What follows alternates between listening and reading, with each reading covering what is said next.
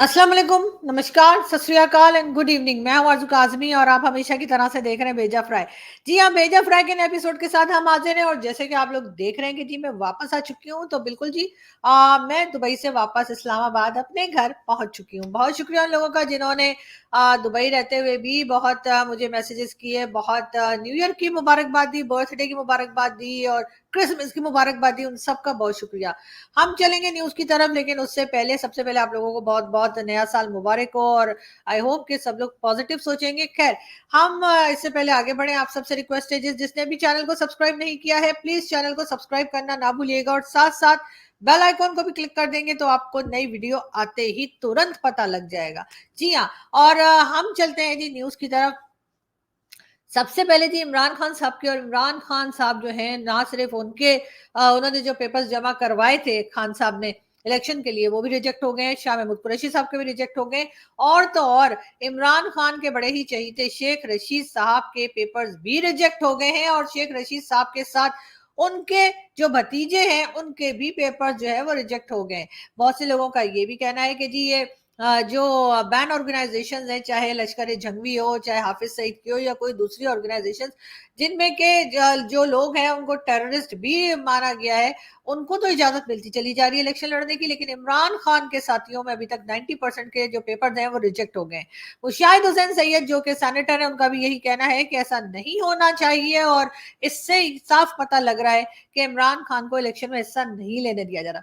बहुत सी बातें लोग कर रहे हैं, लेकिन मुझे हैरत तो इस बात की है कि इलेक्शन तो हमेशा से पाकिस्तान में सिर्फ बराए नाम ही होता है और उसके बाद इलेक्शन का रिजल्ट तो वही होता है जो कि मंजूरे रावलपिंडी होता है।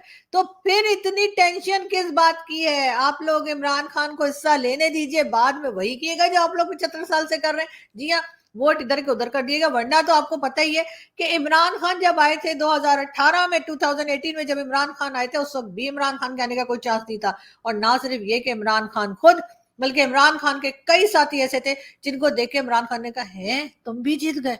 तो भाई जब आपको पता ही है कि आपने ये सब कुछ करना होता है, तो सबसे बड़ी बात तो ये कि पैसा क्यों जाया करते हैं आप इलेक्शन में और हमारा टाइम क्यों वेस्ट करते हैं आप इलेक्शन में। उसके बजाय एक बार निकलिए और अनाउंस कीजिए जो फलाना फलाना XYZ जो है वो कल से प्राइम मिनिस्टर है, कहानी खत्म, पैसा हजम।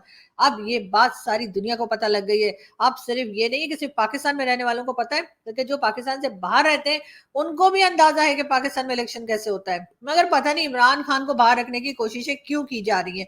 ना सिर्फ ये कि बल्कि इमरान खान के कई साथी जिनमें मुराद सईद हैं, हम और ये हमाद अजहर आपको नजर आ रहे हैं, इसके अलावा जरताज गुल और कई दूसरे लोग जो हैं इनकी जायदादें जब्त करने का सिलसिला शुरू हो गया है। जी हाँ, इमरान खान के साथियों के साथ अब ये हो रहा है कि उनकी ना सिर्फ ये कि उनको डिस्क्वालीफाई किया जा रहा है इलेक्शन से, बल्कि अब उनकी जो प्रॉपर्टीज हैं उसके ऊपर भी गवर्नमेंट ने जो है रोक लगा दी है, उसके ऊपर भी कब्जा किया जा रहा है और ये कहा जा रहा है कि जी क्योंकि ये लोग फरार हैं, क्योंकि ये लोग पाकिस्तान में नहीं है या ये मिल नहीं रहे या ये कहीं छुप गए हैं, तो इस वजह से इनको बाहर निकालने के लिए सब कुछ किया जा रहा है। मगर दूसरी तरफ अगर हम जैद हामिद साहब को सुने, जो कि हमारे और आपके बहुत फेवरेट है, मैं जैद हामिद साहब को इतनी बार रिक्वेस्ट की सर प्लीज मेरा चैनल ज्वाइन कर लीजिए, सर बस 20 मिनट दे दीजिए, मगर वो हर बार बहुत ही प्यार से, बहुत ही रिस्पेक्ट के साथ कहते हैं निकलो फूटो इधर से। तो जी हाँ, तो लेकिन कोई बात नहीं, मैं रिक्वेस्ट करती रहूंगी और हो सकता है कभी कभी ना कभी जैद हामिद साहब जो हैं उनको मेरे ऊपर, मेरे जैसी छोटी मोटी मामूली सी जर्नलिस्ट के ऊपर रहम आ जाए और वो जी हमारे चैनल पे आना पसंद कर लें। फिलहाल तो मैंने उनको जब भी कहा उन्होंने बहुत ही शफकत के साथ, बहुत ही उन्होंने प्यार के साथ और बहुत ही रिस्पेक्ट के साथ उन्होंने कहा नो। खैर कोई बात नहीं, लेकिन यहाँ पे वो कुछ बात कर रहे हैं इमरान खान के बारे में, वो हम सुन लेते हैं। मिनिस्टर बन जाऊं और उसके बाद आऊंगा तो मैं जनरल आसिम को अपने ओहदे से नहीं हटाऊंगा। अभी तक उसके दिमाग में खन्नास है, अजीब डिल्यूजन में वो आदमी है। वो ये समझ रहा है कि अभी भी वो प्राइम मिनिस्टर बन जाएगा और वो आने के बाद फैसला करेगा कि कौन आर्मी चीफ रहता। ही स्टिल नॉट रियलाइजिंग कि कितने बड़े मेस में वो पड़ा हुआ है इस वक्त। इसको एक्चुअली फांसी हो सकती है भुट्टो की तरह। भुट्टो को भी आखिरी सेकंड तक यकीन नहीं था कि मेरे साथ क्या हो जाएगा। उसको भी यकीन था कि मैं जेल से निकाल लिया जाऊंगा। आखिरी सेकंड पर जब उसको वारंट दिया गया, डेथ वारंट दिखाया गया कि जी आपको फांसी देने जा रहे हैं, तो कोलैप्स कर गया। ही डोंट बिलीव इट, ऐसे कैसे हो सकता है। देखिए जी, बुरी बातें मुंह से नहीं निकालनी चाहिए। मेरा ख्याल है शुभ शुभ बोलना चाहिए। ठीक है, इमरान खान साहब कोई बहुत से लोगों के फेवरेट नहीं है, लेकिन बहुत से लोगों के फेवरेट भी है, और हरगिज उन्हें फांसी नहीं होनी चाहिए, और भुट्टो साहब को भी गलत हुई थी। ये बात भी जैद हामिद साहब को यकीनन मालूम होगी। अब ऐसे सूरत हाल में भी वो न जाने ये बातें क्यों कर रहे हैं, मगर खैर आपको तो मालूम ही है कि वो भी स्टैब्लिशमेंट का ही जो है ढोल पीटा करते हैं, तो शायद इस वजह से कह रहे हैं। मगर खैर देखते हैं कि इमरान खान के ऊपर जी एक केस और जो बना हुआ था उनका और बुशरा बीबी के निकाह का, कि जी निकाह पे निकाह हुआ है या पता नहीं इद्दत में निकाह हुआ है, और ऐसे निकाह हुआ है वैसे निकाह हुआ है, उसका फैसला भी आने वाला है। और सुनने में यही आया है कि वो फैसला भी इमरान खान के खिलाफ जा सकता है, और इमरान खान को उस फैसले से भी यकीनन कोई ना कोई प्रॉब्लम जो है वो फेस करनी पड़ सकती है। बात हम करेंगे भारत की, बात हम करेंगे हमारे फेवरेट जो है वो डॉक्टर जयशंकर की, और उनके साथ आपको मोदी जी नजर आ रहे हैं। जी हाँ, और ये किताब दे रहे हैं अपनी जो फर्स्ट कॉपी जो इनकी बुक की है, और उसका नाम है जी वाई भारत मैटर्स। ये जी डॉक्टर जयशंकर ने बुक लिखी है। और अगर प्लीज प्लीज प्लीज मेरे इंडियन दोस्तों, अगर आप में से कोई पाकिस्तान आ रहा हो या कोई दुबई आ रहा हो या अमेजोन खुल जाए या कुछ हो जाए, तो प्लीज मुझे बुक भेज दिएगा। मैं खरीद लेती, ऐसा नहीं है, मैं बुक्स खरीदती भी हूँ, सिर्फ फ्री की नहीं मांगा करती। मगर प्रॉब्लम यह है कि इंडियन बुक्स यहाँ आती नहीं, लेकिन हो सकता है मैं कोशिश करूंगी, क्या पता डॉक्टर जयशंकर की बुक यहाँ आ जाए। आनी भी चाहिए, और उसे पढ़ना भी चाहिए हमारे जैसे लोगों को, और थोड़ा बहुत सीखना भी चाहिए। खैर बहरहाल उन्होंने फर्स्ट कॉपी जो है वो प्राइम मिनिस्टर मोदी को दी है अपनी बुक की, और यकीनन बुक बहुत इंटरेस्टिंग होगी और बहुत कुछ उससे लोगों को सीखने को मिलेगा। और हम भी कोशिश करेंगे कि हमारे पास जल्द से जल्द ये बुक आ जाए। और मैं अपने इंडियन फ्रेंड्स जो हैं उनसे भी रिक्वेस्ट करूंगी, बल्कि मैं इंडियन एम्बेसी से रिक्वेस्ट करती हूँ ना, क्या पता सुनी लें बेचारे, हो सकता है मेरी मुझे कहती लोग फुट इधर से, लेकिन खैर ट्राई करने में क्या है, बुक ही तो मांग रही हूँ ना, और पैसे दूंगी, मैं पेमेंट करूंगी, वादा कर रही हूँ। खैर आगे मैं बढ़ती हूँ, और आप सब जानते हैं राम मंदिर जो है उसका इनॉग्रेशन होने जा रहा है, और उसमें अब ये न्यूज भी आई है कि जी सोनिया गांधी जो है, जी हाँ, जो कि राहुल गांधी की मदर है, उन्होंने कहा है कि जी वो इस इनॉग्रेशन में शिरकत करेंगी, और उसके ऊपर उनके ऊपर बड़ी बातें की जा रही हैं। इसकी वजह ये है कि उन्होंने किसी जमाने में या किसी वक्त उन्होंने ये भी कहा था कि वो इस बात पे बिलीव ही नहीं करती कि राम जी थे, या राम जी का कोई जमाना था, या राम जी हुआ करते थे, इस किस्म की बात भी उन्होंने कुछ की थी। तो इस वजह से उनके ऊपर बहुत तनकीद हो रही है, उनके ऊपर बहुत ज्यादा क्रिटिसाइज किया जा रहा है कि अच्छा अब उन्होंने, या उनका मजाक उड़ाया जा रहा है समझ लीजिए, या ट्विटर पे उनके पीछे लोग लगे कि अच्छा तो अब इन्होंने राम मंदिर के इनॉग्रेशन पे जाना है, मगर ये तो राम जी को ही नहीं मान रही थी। तो जी कोई बात नहीं, लोग कई तरह की बातें करते हैं, उसके बाद अपने आप को करेक्ट भी कर लेते हैं। हमारे लोगों की खैर ये आदत है कि हम अगर कोई अपनी करेक्शन करे, अपने आप को बेहतर बनाने की कोशिश करे, या अपने व्यूज को चेंज करे, तो हम उसके पीछे झाड़ू लेके पड़ जाते हैं। जी हाँ,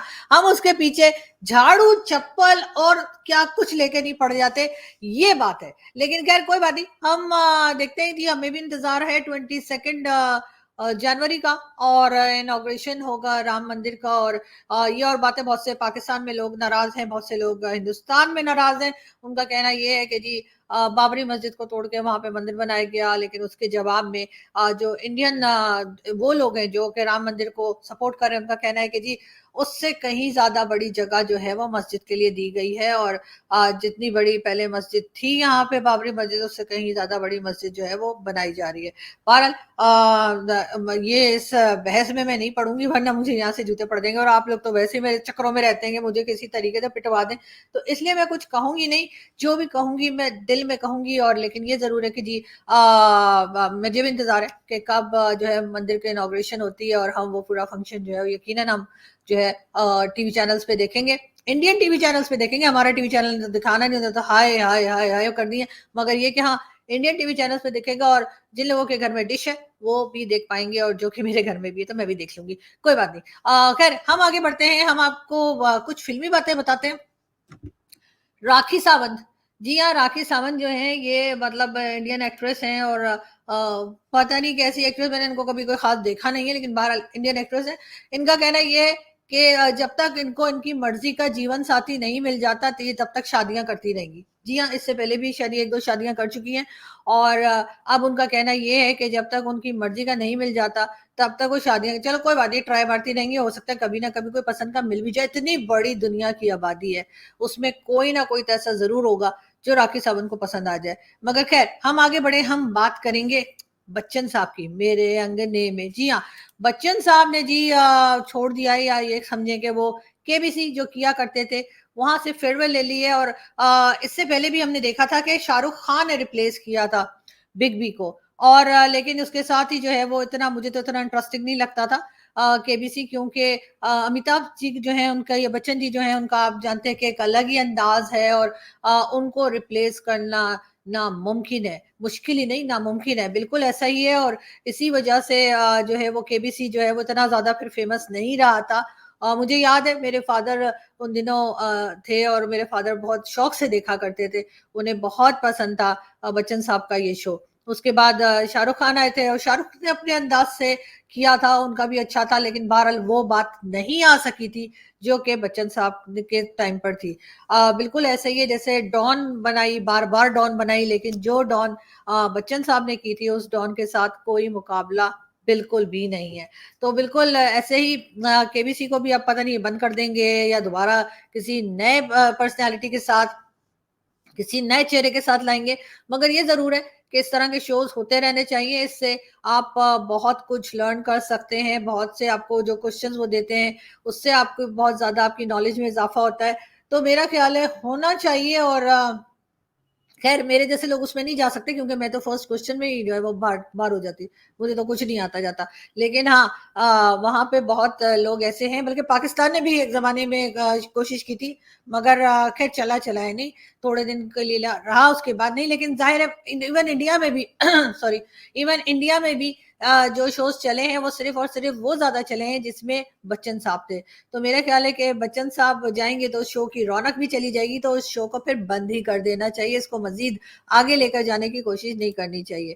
खैर बात हम करेंगे नान वाले की, यानी कि रोटी की, जो होता तंदूर होता है। कहा यह जा रहा है कि जी जब से औरतों ने तालीम हासिल कर ली है तो जी नान वाले की दुकान पे जो है वो रश बढ़ गया है। मतलब ये हमारे यहाँ एक टॉन्ट किया जा रहा है पाकिस्तानी सोसाइटी की तरफ से कि जी क्योंकि औरतें बहुत पढ़ी लिखी होगी तो घर में रोटी नहीं बनाती, इसलिए मर्द जो है वो तंदूर पे जाकर रोटियां लाते। खैर जब औरतें नहीं भी पढ़ी लिखी थी तब भी औरतें जो है वो बाहर तंदूर से रोटियां मंगवाया करती थी, और मंगवा भी लेनी चाहिए। कोई जरूरी नहीं है कि आप जो है वो आपने रोटियां पका के पूरे टाइम देनी है तभी आप इस बात को माना जाएगा कि ये औरत की ड्यूटी है और ऐसे ही करना चाहिए। लेकिन खैर बहुत सी लोग करते भी हैं, बहुत से लोग बनाए भी करते हैं। लेकिन जब इतने सारे मेहमान घर में आ जाते हैं तो बंदा फिर तंदूर से ही जाके लाएगा ना, कि रोटियां बनाता रहेगा वहां पे खड़े होके। यहाँ पे मतलब पार्टी चल रही है और वहां आप रोटी बनाए जा रहे हैं। मगर हाँ, रोटी बनानी सबको आनी चाहिए, तो वो मैं मानती हूँ कि बिल्कुल जितनी भी फीमेल्स हैं, बल्कि मेल्स ज्यादा अच्छी रोटी बनाते हैं। मैंने देखा है जो तंदूर पे भी होते हैं वो सारे मेल्स जो होते हैं ना, कौन सी कभी किसी फीमेल को देखा है आपने कि तंदूर में खड़े होकर रोटियां बना रही हो? लेकिन खैर हमारे तो आपको मालूम है ना, हर चीज में से ना हम लोगों को कोई ना कोई इशू रहता है। बात हम करेंगे हमारे और आपके फेवरेट किसकी भला, अनवारुल हक काकड़ साहब। जी हाँ, care taker prime minister Anwarul हक काकड़ साहब, उनका कहना ये है कि जी मुल्क में यानी कि हमारे पाकिस्तान की बात, अनवारुल हक काकड़ साहब पाकिस्तान की बात कर रहे हैं। उनका कहना है 10,000 अरब के टैक्स चोरी हो रहे हैं, यानी कि 10,000 बिलियन के टैक्स चोरी हो रहे हैं। तो सर पकड़िए ना, आप क्या करने के लिए बैठे हैं? आप सिर्फ भाषण देने के लिए बैठे हैं? आप रोज भाषण देते हैं, कभी बलोचिस्तान पे देते हैं, कभी कश्मीर पे देते हैं, कभी कहते हैं 300 बार मैं जंग लड़ूंगा, कभी कुछ कहते हैं। ऐसे बलोचिस्तान के बारे में उन्होंने नहीं कहा कि मैं ये कर दूंगा वो कर दूंगा, उसके लिए तो वो अजीब अजीब कहानियां सुना रहे थे।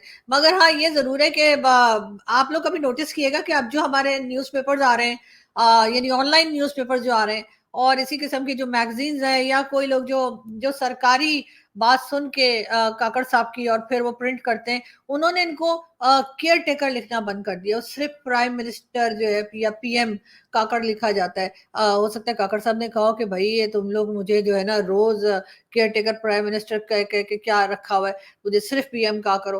भाई कुछ भी हो सकता है, कोई भी तो फरमाइश की जा सकती है काकड़ साहब की तरफ से, और उसको जो है पूरा करना तो जाहिर है, आप जानते ही हैं कि हमारे लोगों का काम है, तो वो कर रहे होंगे। लेकिन बहरहाल काकड़ साहब का कहना ये है कि जी 10,000 बिलियन के टैक्स चोरी हो रहे हैं। और ये और बात है कि उस 10,000 बिलियन टैक्स में से जो है वो 9.8 बिलियन टैक्स जो है वो इन्हीं के जैसे अमीर लोग चोरी करेंगे। आम लोग या मिडिल क्लास या लोअर मिडिल क्लास या अपर मिडिल क्लास जो है वो तो बेचारी टैक्स चोरी कर ही नहीं सकती, हमें तो बताए बगैर बैंक हमारा टैक्स काट लेता है। और उसके बाद अगर हम मोबाइल कार्ड लेते हैं, यानी मोबाइल स्क्रैच कार्ड लेते हैं, उसमें से भी पैसे पहले ही कट जाते हैं।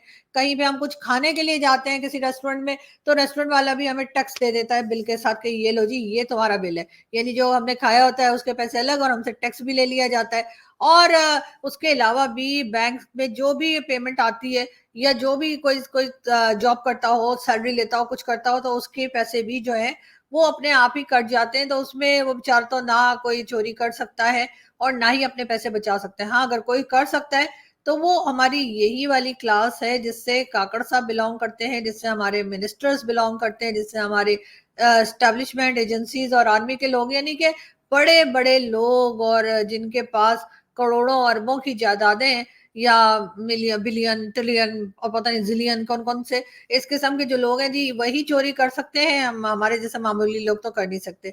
तो इसलिए काकड़ साहब, आप मेरा ख्याल है आप अपने ही लोगों की तरफ इशारा कर रहे हैं, तो फिर उनको पकड़िए ना सर, उनसे टैक्स लीजिए। मतलब हमें क्या बता रहे हैं, खैर काकड़ साहब कुछ और भी बता रहे हैं। और जी ये तो खैर फिर बच्चन साहब आ गए, ये तो मैंने आपको न्यूज बताई दी थी, लेकिन काकड़ साहब की न्यूज एक और भी थी मेरे पास, कहाँ गई कहाँ गई, जिसमें कि अनवारुल हक काकड़ साहब का कहना ये है कि जी अगर आपको कोई औरत, कोई लड़की पसंद है, ठीक है, तो आप उससे शादी कर लीजिए, चाहे आपकी एज 85 ही क्यों ना हो। ये भी काकड़ साहब का कहना है, और न जाने काकड़ साहब ने क्या सोच के ये बात की है। और ये देखिए किस लिए ये बात की है, और इनको क्या समझ के आई थी, और इनका मतलब क्या कहना क्या चाह रहे थे। मगर ये जरूर है कि ये है कि उन्होंने कहा कि जी आपकी कुछ भी एज हो, 82 हो, 85 हो, कुछ भी हो, 100 200 एज भी है, कोई होता है 200। खैर समझ लीजिए जितनी मर्जी एज हो, अगर आपको कोई लड़की, कोई औरत पसंद है, या कोई फीमेल आपको पसंद है, तो आप उससे शादी कर लीजिए। मतलब काकड़ साहब, अब आगे मैं आपसे क्या कहूँ, इसलिए कि ये हमारा जो है वो शो पूरी फैमिली देखती है, वरना मेरे पास बहुत अच्छे अच्छे सवाल थे आपसे करने के लिए। मगर चले फिर कभी सही। मगर ये है कि बहरहाल हमारे प्राइम मिनिस्टर्स तो आजकल जी इसी किस्म की बातें कर रहे हैं।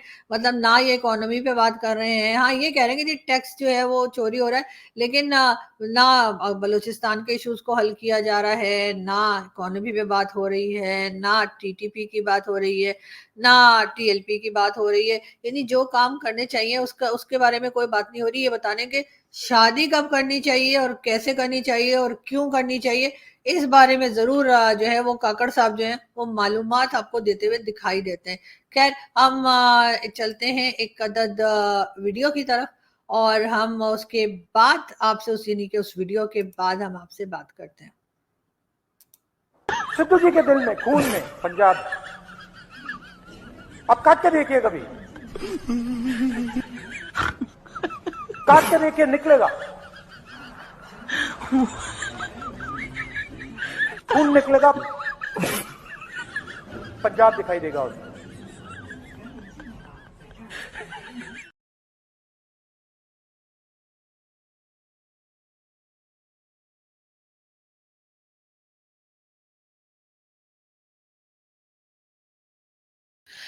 जी, बहरहाल ये राहुल गांधी और वो सिद्धू जी के बारे में बात कर रहे थे कि जी सिद्धू जी जो है उनके खून में जो है पंजाब है, और अगर आप उनकी उंगली को काटेंगे या उनके हाथ को काटेंगे या कहीं से भी काटेंगे, खून निकलेगा, खून में पंजाब नजर आएगा। अब वो इसी किस्म की बातें किया करते हैं, आप जानते हैं राहुल गांधी जी को, और इसीलिए मेरे बड़े फेवरेट है। मुझे भेजा फ्राई बनाने में जो है, जितना मैं सोचती हूँ कि मौलवियों का हाथ है भेजा फ्राई को सक्सेसफुल करने में, उतना ही जो है वो कंट्रीब्यूशन जो है वो यकीनन राहुल गांधी जी की भी है, क्योंकि इनकी जो बातें होती हैं और इनके जो क्लिप होते हैं, बड़े मासूम तरीके से वो बात करते हैं, बड़ा इनोसेंटली वो किसी भी चीज को एक्सप्लेन करते हैं। मुझे नहीं पता लोग उसके ऊपर हंसते क्यों हैं, जबकि लोगों को एंजॉय करना चाहिए, लेकिन बहरहाल वो ये बात करते हैं। और उसके बाद बड़े वो फेवरेट है, ना सिर्फ ये कि मेरे बड़े फेवरेट है, बल्कि पाकिस्तान में भी बड़े फेवरेट है। हमारे तो अक्सर पैनलिस्ट उठ के कहते हैं बस जी अगला प्राइम मिनिस्टर जो है ना राहुल गांधी आ रहे हैं, और बस उसके साथ ही जो है वो जो एक दूसरे की तरफ इंडिया पाकिस्तान डिबेट में जो चल रहा होता है, तो फिर वो शुरू होते हैं कि तो वाह ना ही पूछे। खैर हम एक मौलाना को सुनाते हैं आपको। शाह साहब वो एक दफा बैठे हुए थे तो घोड़ा आ गया, उसके हाथ में दूरबीन थी, वो कभी इस तरह करे और कभी इस तरह करे। हजरत मेहरी अली शाह साहब ने देखा तो आपने अपनी तस्वीर इस तरह उठाई और इस तरह करना शुरू कर दिया। जब उन्होंने तस्वीर उठा के इस तरह किया तो उस गोरे ने क्या व्हाट आर यू डूइंग, तो आपने फरमाया मैंने अभी अपनी तस्वीर के अंदर देखा है कि आपकी अम्मी जान लंदन के अंदर मर चुकी हैं, तो तू इत्थे फिर रहे हैं, तो उन्हें क्या कि तुहानू किस तरह पता चले है। तो आपने फरमाया तुम्हारी दूरबीन 4 से 5 किलोमीटर की चीजों को करीब करके दिखाती है, मेरी तस्वीर गोलरे के अंदर बैठ के सारी दुनिया दिखा देती है। जी इसको कहते हैं लंबी लंबी फेंकना पाकिस्तान की जबान में। मुझे नहीं पता कि किसी दूसरी कंट्री में इसको क्या कहते हैं, हम कहते हैं जी वो लंबी लंबी फेंक रहे हैं। तो बिल्कुल जी ये मौलाना साहब भी जो हैं, जो मुझे अभी वैसे काफी यंग से मौलाना लग रहे थे, लेकिन लंबी लंबी फेंकने में ये किसी के मतलब किसी के भी सर के ऊपर हाथ फेर रहे थे। बहरहाल यहाँ से हम चलते हैं और आपसे मुलाकात होगी अगले वीडियो में, लेकिन उससे पहले जाते जाते मैं आपको ये बता दूं, हमारे एक एक्टर हैं जी फैसल कुरैशी साहब, और बड़ा अच्छा काम किया करते थे वो फिल्मों में। उनका कहना ये है कि अगर पाकिस्तान को सरवाइव करना है, अगर पाकिस्तान की फिल्म इंडस्ट्री को सरवाइव करना है, तो पाकिस्तान में भारत की फिल्मों को लगने की या उनकी नुमाइश होने की जो है वो इजाजत मिलनी चाहिए। इससे पहले भी भारतीय फिल्में जो हैं वो पाकिस्तान के सिनेमा घरों में लगा करती थी और उससे बहुत से लोगों को रोजगार मिल गया था, यानी सिनेमा हाउसेस बस गए थे हमारे। कई बार मैंने भी जाकर जो है वो पाकिस्तान के सिनेमा में इंडियन मूवी देखी, तो बड़ा मजा आया। लेकिन बड़े अच्छे अच्छे हम लोगों ने सिनेमास जो है वो अपने साफ सुथरे और डेकोरेट करके और इस किस्म से सब कुछ कर दिया था। लेकिन फिर उसके बाद जी इंडिया पाकिस्तान में जो है वो 36 का आंकड़ा हुआ और उसके बाद फिल्में बंद कर दी गई। एक बार फिर फैसल कुरैशी का कहना ये है कि जी पाकिस्तान में भारतीय फिल्में लगनी चाहिए और उससे पाकिस्तानियों का ही फायदा है, क्योंकि जाहिर है कई लोगों को रोजगार मिलेगा, सिनेमा हाउसेस बसेंगे और उसके साथ साथ भारत का खैर ये फायदा होगा कि भारत के लिए एक बहुत बड़ी मार्केट है पाकिस्तान। फिल्मों के हिसाब से कह रही हूँ, फिल्मों के हिसाब से कह रही हूँ, क्योंकि पाकिस्तान में भारतीय फिल्मों को या इंडियन मूवीज को बहुत ज्यादा पसंद किया जाता है। हम लोग तो किसी ना किसी तरीके से देख ही लेते। खैर वो बहुत से लोग मुझसे पूछ रहे थे जी वो मैंने एनिमल मूवी में देखने गई थी रणबीर कपूर की, तो वो कैसी लगी? तो वो मुझे ऐसी लगी कि मतलब मैंने थोड़ी सी देखी 30-40 मिनट्स की मैंने देखी, उसके बाद मेरे सर में दर्द शुरू हो गया और मुझे लगा कि मुझे इस सिनेमा हॉल से, क्योंकि मैं सिनेमा हॉल में थी तो उस वजह से मुझे और भी ज्यादा अजीब लग रही थी वो, तो मैं वहां से निकल गई और उसके आगे मैंने नहीं देखी। अब मैं किसी वक्त जब ऑनलाइन अवेलेबल होगी तो फिर मैं उसको 10-10 मिनट करके ना कंप्लीट करके किसी तरीके से बर्दाश्त करके देख लूंगी। लेकिन खैर मुझे कोई इतनी इंप्रेसिव लगी नहीं। मैं चली गई थी अनिल कपूर और रणबीर कपूर के चक्कर में कि चलो दोनों मेरे बड़े फेवरेट हैं, और हाँ बॉबी देओल भी। तो बॉबी देओल का सिर्फ मुझे जो है ना वो सॉन्ग जो है एक जिसको मैंने अपने इंस्टाग्राम की अपनी पिक्चर्स में भी मैंने उस सॉन्ग को यूज किया, मुझे उस सॉन्ग की वजह से जो है वो मुझे लग रहा था कि मुझे बॉबी देओल को भी देखना चाहिए। वैसे बॉबी देओल अच्छे एक्टर हैं, मुझे पसंद है, लेकिन उनके भाई से ज्यादा नहीं। मुझे सनी देओल जी बहुत पसंद है और सनी देओल जी 2024 आ गया है और हमारा हैंडपंप आपने आज तक वापस नहीं किया। लेकिन ये मत समझिएगा कि हम भूल गए और ये भी मत समझिएगा कि हम छोड़ देंगे, ठीक है? तो अब 2024 आया है और मेरा पूरा जी इरादा है कि 2024 में जैसे ही नवाज शरीफ साहब की गवर्नमेंट आएगी और इंडिया में जैसे ही मोदी जी आएंगे तो हम जो सबसे पहला काम करेंगे वो ये कि जी कश्मीर अगर चाहिए तो पहले हमारा हैंडपंप वापस करें, फिर कश्मीर पे बात होगी, वरना कश्मीर पे कोई बात नहीं होगी। और ये जो हमारे यहाँ से लोग जाते हैं ना, आपके यहाँ से क्रॉस करके जाते हैं, आप लोग कहते हैं जी, हम लोग कहते हैं नॉन स्टेट एक्टर है, वहां से आप लोग पकड़ लेते हैं, कहते हैं जी पाकिस्तानी करेंसी निकल आई, तो पता नहीं क्या निकल आया, तो ये हो गया तो वो हो गया। तो वो लोग भी मुझे लगता है कहीं ना कहीं वो हैंडपंप लेने के लिए जाते हैं। और क्योंकि मैंने इतना जिक्र किया है हैंडपंप का जो सनी देओल जी ले गए थे गदर में, गदर 1 जो थी उसमें से आपको याद होगा हैंडपंप उखाड़ के ले गए थे, तो मैंने इतना जिक्र किया है कि हमारे लोग जो हैं वो किसी ना किसी तरीके से बॉर्डर क्रॉस करके जाते हैं और वहां से हैंडपंप वापस लाने की कोशिश करते हैं, मगर बेचारे अक्सर फड़े जाते हैं और उसके बाद वहां पे जूते उते खा के और उसके बाद वापस तो खैर मैंने नहीं सुना कि कोई आया हो। लेकिन खैर पता नहीं आप लोग क्या करते हैं, उनका अचार डालते हैं, क्या करते हैं, उनको रख लेते हैं। लेकिन खैर अभी हाफिज सईद के लिए भी कहा गया था जी हाफिज सईद दे दो, लेकिन भाई हमारा हीरो है, मजाक है आपने, तब आप लोगों ने क्या समझ के रखा है हम अपने हीरो आपको दे देंगे? अब ये इतने अनमोल रतन जो हमने यहाँ पे पाले अगर हम आपको दे देंगे तो हम क्या करेंगे? हम डराएंगे कैसे दुनिया को? ये बात भी तो सोचा करें। लेकिन खैर आप लोग कहाँ इतना सोचते हैं, आप तो बस पीछे पड़ जाते हैं एकदम था झाड़ के, वो भी मेरे पीछे पड़ जाते हैं जरा जरा सी बात पे। खैर मैं यहाँ से चलती हूँ और आपसे मुलाकात होगी नेक्स्ट वीडियो में, लेकिन प्लीज जाने से पहले चैनल को सब्सक्राइब कर लीजिए, चैनल के बेल आइकॉन को क्लिक कर दीजिए और उसके साथ आप इस वीडियो को शेयर भी कर सकते हैं। और बिल्कुल नीचे कमेंट सेक्शन आपके लिए खुला हुआ है, वहां जाके आप जो मर्जी बोले और जो मर्जी बुरा भला कहना है तो वो भी लिख दीजिएगा। मैं डिलीट कर दूंगी, कोई बात नहीं, टेंशन मत लीजिए। इसलिए जो लिखना है लिख दीजिए। और आपसे मुलाकात होगी नेक्स्ट वीडियो में। अपना बहुत सारा ख्याल रखिएगा, हंसते रहिए, मुस्कुराते रहिए और नया साल आप सबके लिए बहुत बहुत अच्छा हो, यही मेरी दुआ है। Thank you.